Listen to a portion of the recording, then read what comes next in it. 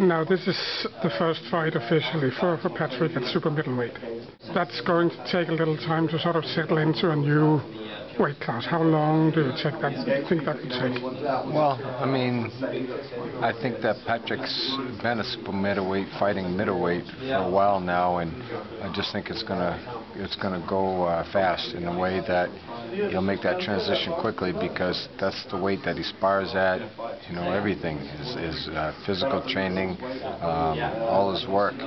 So I feel like it'll be an easy transition for him to go to super middleweight. Now it's a tough opponent. We got a guy that's number 8 in the world, so that's what concerns me.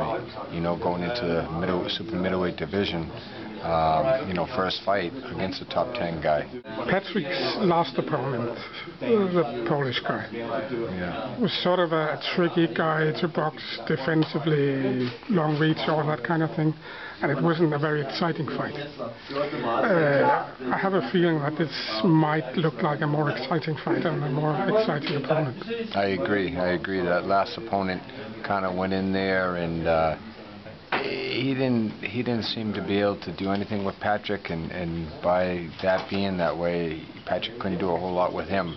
You know, Patrick's first fight back from the Chutinov loss, and you know, that's tough mentally coming back, and the opponent wasn't the most complimenting opponent. The guy survived and, you know, fought awkwardly, and I feel here we have a real fight going on.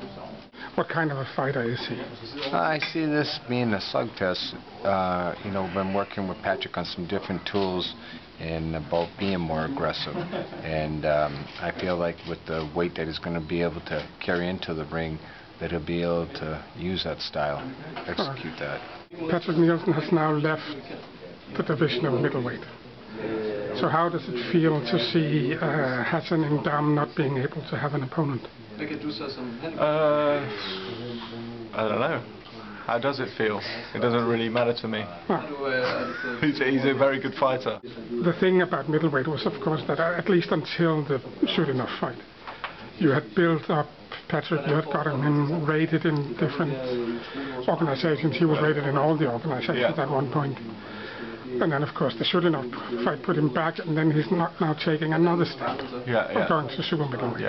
How long will it take to rebuild that position, to get him where he was when he had that's our job as the promoter. Yeah. You know, that's you know, and I think that's something we do quite well.